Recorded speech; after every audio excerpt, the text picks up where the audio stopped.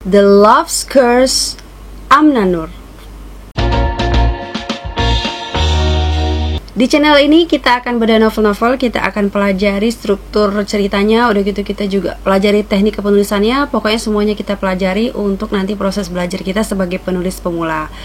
Di samping itu pastinya kita juga menikmati jalan ceritanya atau isinya atau kontennya gitu ya. Dan nanti semua akan kita rangkum di dalam tips and trik menulis di akhir video. Jadi pastikan teman-teman tonton sampai habis ya. Judul bukunya sudah aku sebut tadi ya, The Love's Curse, dituliskan oleh seorang penulis asal Bumi Minang, yaitu Uni Amna Noor. Kita pernah bahas bukunya di sini ya. Nah, ini adalah buku selanjutnya, juga terbit di Lovefrinz. Untuk segi cover, ini gambaran di dalam covernya lumayan meng-highlight sesuatu yang menarik di dalam buku ini ya. Bahwasannya memang karakter kita di dalam buku ini akan tiba-tiba menunggang kuda gitu dia ya, tapi real fotografi gitu ya, bukan di ilustrasi atau gimana. Kayak kurang menggambarkan isi cerita yang dimana karakter kita di sini itu agak-agak nakal, bandel, udah gitu gaya ceritanya gitu kayak ceria-ceria gitu ya.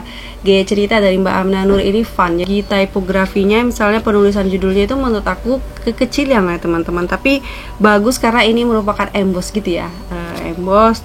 Jenis sampulnya juga glossy, jadi ini terlihat eksklusif lah gitu ya novelnya. Aku suka layoutnya ya, layout seperti biasa kalau Lovefrinz layoutnya rapi, tapi memang agak terganggu dengan kelopak-kelopak bunga yang gugur-gugur di sini ya. Ini jadi kayak aku pikir kotor, kayak gini-gini, pikir kotor, padahal memang kayak gitu dia ya.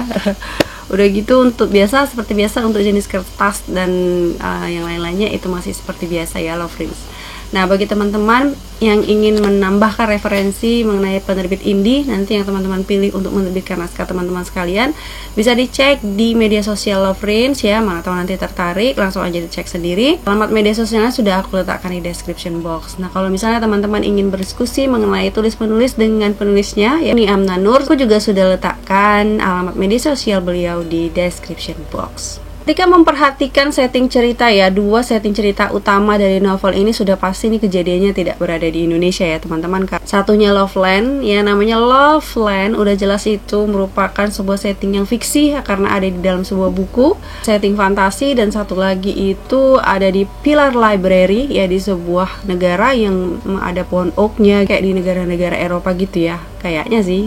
Tapi ada beberapa budaya yang tidak di Eropa. Mungkin ini semua adalah fantasi ya, settingnya segala macam itu adalah fantasi, karena memang genre dari novel ini, genre besarnya itu adalah genre fantasi.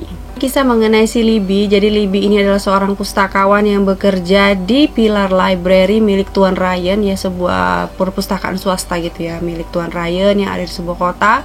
Dan perpustakaan ini sebenarnya sepi dari pengunjung, tetapi tetap berdiri dengan kokohnya. Bahkan gaji pustakawan ini cukup tinggi gitu juga ya. Apakah mungkin Tuan Ryan adalah seorang yang penggemar buku atau bagaimana, nanti misterinya akan terjawab ya di akhir dari novel ini tadi. Si Libby ini umurnya 25 tahun, tetapi ini tadi budaya yang mungkin seperti di Indonesia gitu ya. Dia 25 tahun yang dikatakan ada beberapa daerah itu atau beberapa pemikiran itu bahwasanya untuk usia perempuan 25 tahun itu harusnya sudah menikah. Jadi itu terjadi juga pada Libby. Jadi Libby dipaksa orang tuanya untuk cepat-cepat menikah, padahal dia teman dekat laki-laki aja nggak punya gitu ya. Jadi kayak mana caranya dia itu bisa menikah gitu. Libby ini sangat sibuk dengan pekerjaannya sebagai pustakawan atau pustakawati ya. Pada akhirnya dia itu menemukan sebuah buku yang aneh di Pilar Library ya kan. Jadi dia baca-baca buku itu, baca-baca.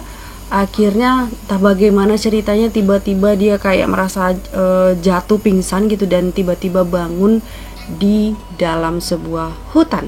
Nah, singkat cerita akhirnya tahulah dia itu sebuah hutan dari sebuah kawasan yang bernama Loveland ya. Jadi dia itu ternyata ditemui oleh seorang pengawal pribadinya gitu ya, Lady White namanya. Dan pada saat itu dia mengetahui dirinya adalah seorang putri ya, dari sebuah kerajaan yang ada di Loveland itu yang bernama Kerajaan Emerald ya. Jadi dia Putri Eliza yang sedang melarikan diri lah gitu ya dari sebuah permasalahan yang terjadi di kerajaan seperti biasa ya, permasalahan mainstream kerajaan, yaitu dipaksa menikah karena demi misi perdamaian gitu ya, untuk menyatukan dua kerajaan gitu. Ini sangat bertolak belakang ya dengan kejadian di kehidupan nyatanya ya, waktu dia di luar buku. Ini kan dia di dalam buku gitu ya, waktu di luar buku dia dipaksa-paksa menikah, dan karena nggak ada jodohnya. Kalau ini dia melarikan diri dari sebuah pernikahan karena udah ada ini jodohnya, tetapi dia tidak mau. Seperti biasa, tentu saja dari premis tersebut akan banyak pertanyaan yang muncul. Kira-kira apakah dia bisa keluar lagi dari buku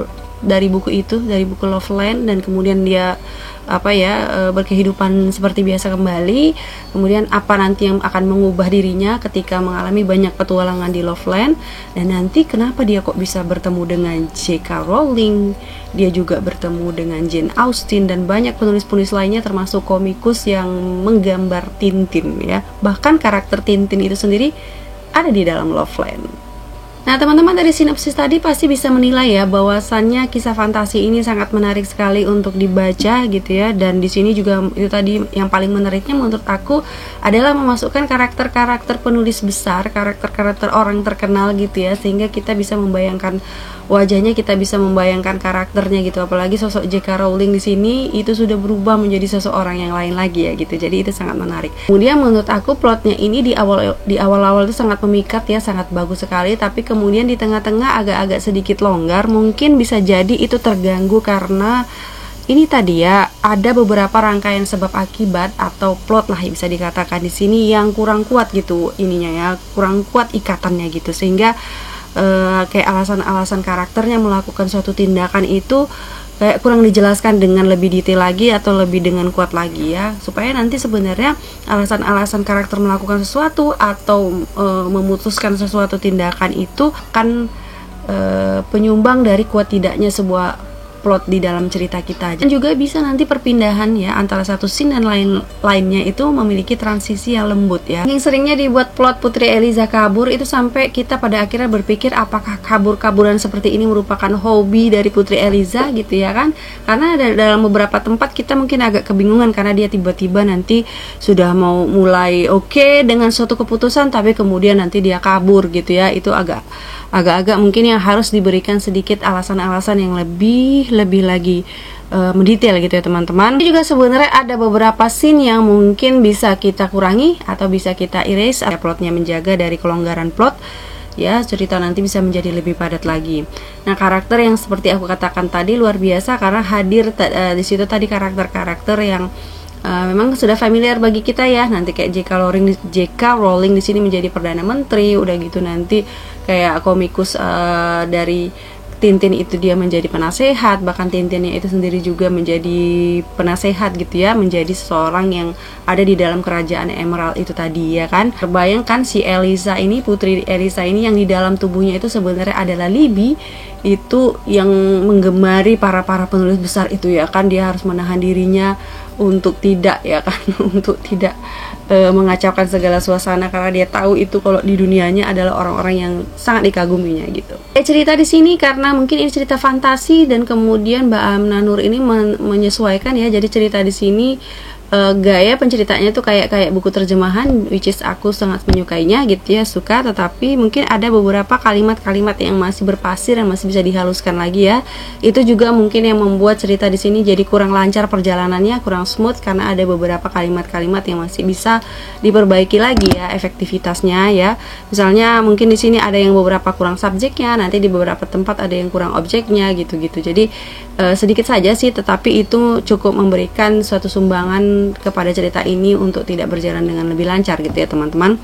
Nah, ini di dalam tata bahasanya ada sedikit yang perlu aku highlight, yang misalnya seperti kata tidak yang pakai kata penghubung itu beda dengan kalau misalnya kita menuliskan tidak, kenapa? Karena kalau dalam pengucapannya mungkin yang satu dimaksud dengan tidak, jadi mengatakan tidak sebanyak 2 kali gitu ya. Kalau misalnya pakai tanda penghubung kita mengucapkannya itu menjadi tidak, misalnya itu kejadian yang tidak, kamu jangan mengucapkan yang tidak.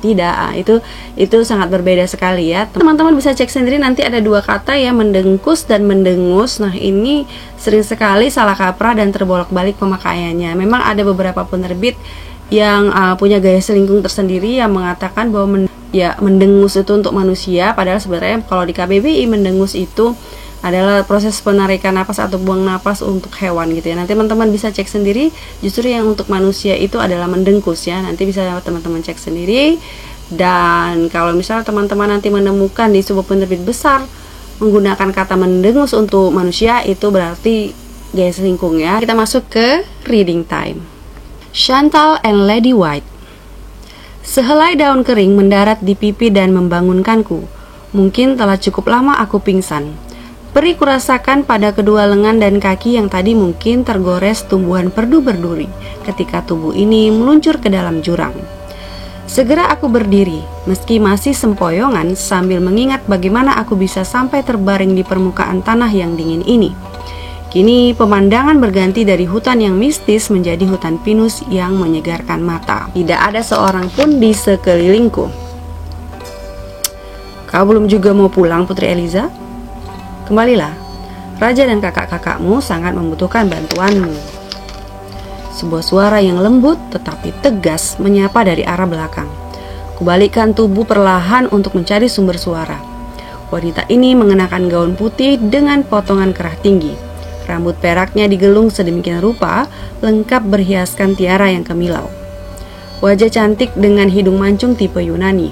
Wajahnya putih pucat dengan mata yang berwarna abu-abu, semakin menambah kesan dingin kehadirannya. Dingin yang membuatku terpukau. Siapa kau? Aku tidak mengerti perkataanmu, jawabku ketus. Putri? Siapa yang kau maksud dengan putri? Aku kah? Ya tentu saja Anda, siapa lagi? Aku dibuat melongo dengan jawaban wanita ini, terjebak di dunia lain yang tidak aku kenal. Belum selesai rasa penasaranku, kini malah dibuat heran dengan peranku yang ternyata sebagai seorang putri. Tadi gambaran ya, gaya cerita ya dari buku The Love Curse ini tadi. Dan ini adalah sebuah kejadian di awal-awal di mana tiba-tiba Libby ini dari pilar library itu terbangun di sebuah hutan gitu ya, dan bertemu dengan pertama kali dengan Lady White. Nanti nggak lama dia bertemu dengan Chantal. Chantal itu siapa? Nanti teman-teman bisa baca sendiri ya. Oke, sekarang kita masuk ke tips and trick. 1. Alasan atau penyebab seorang karakter untuk bertindak atau memutuskan sesuatu itu harus kuat ya teman-teman. Jadi karena memang plot itu artinya adalah sehubungan sebab akibat. Jadi kalau itu tidak kita lakukan, plotnya itu akan terasa kendor, bisa juga nanti jadi akan merasa melar gitu ya. Ada nanti jadi plot hole gitu-gitu. Nanti makanya itu alasan atau penyebab itu memang harus kuat. Misalnya kita ambil di dalam novel ini ya, kondisi di mana karakter kita ini akan kesasar di sebuah tempat gitu ya. Nah memang di dalam kesasarnya ini dia nanti akan menemukan suatu tempat, dia akan bertemu dengan karakter yang penting lainnya di dalam buku ini. Tetapi ketika kejadian itu dia waktu perginya itu kayak kurang diberikan alasan yang kuat kenapa dia bisa mau ke sana gitu ya, karena kayaknya pada sebelumnya itu dia sudah setuju gitu ya mau melakukan suatu pertempuran gitu. Sebenarnya dia sudah punya suatu pemikiran tapi dia berubah pikiran. Nah ketika berubah pikiran itu harus kita jelaskan kenapa dia berubah pikiran, kejadian apa yang membuat dia melandasi dia untuk berubah pikiran dan lain sebagainya itu ya teman-teman. Kedua, susun kalimat kita itu menjadi lebih mudah dipahami oleh pembaca ya, jadi tidak menimbulkan kesalahpahaman. Misalnya nih ya, andai mama tahu, kini mataku ikut berputar-putar dengan omelannya di seberang telepon. Ikut berputar-putar, berarti ada sebelumnya yang berputar-putar. Tidak ada sesuatu yang sebelumnya berputar-putar, misalnya entah kepalanya, entah badannya, nggak ada. Jadi kata ikut berputar-putar itu adalah sesuatu yang mungkin bisa menjadi kesalahpahamannya gitu ya, atau yang mengganggu jalannya cerita. Teman-teman, dua hal yang harus kita perhatikan nanti dalam proses menulis cerita sendiri. Dan kalau misalnya teman-teman ingin menjadikan The Love Curse ini referensi atau ingin menjadikan The Love Curse ini nanti bacaan teman-teman, bisa langsung dipesan ke penulisnya Mbak Amna Nur langsung atau ke penerbitnya ya di Lovrins. Ingin mengucapkan terima kasih banyak nih kepada Mbak Amna Nur. Udah gitu aku juga memohon maaf jika terjadi kesalahan dalam review buku kali ini. Dan pastinya aku ingin berterima kasih kepada teman writers yang pada saat ini masih mau menonton video ini sampai habis. Ya, semoga bermanfaat dan tetap terus semangat menulis. Ya, bagi teman-teman yang suka video ini jangan lupa berikan suka ya, kemudian komentari dan juga bagikan kalau misalnya teman-teman merasa ini perlu diketahui oleh orang lain juga. Dan kemudian jangan lupa juga berlangganan, dan setelah berlangganan tekan tombol pemberitahuannya supaya nanti kalau ada video baru teman-teman langsung tahu. Ya teman-teman, jaga kesehatan, see you.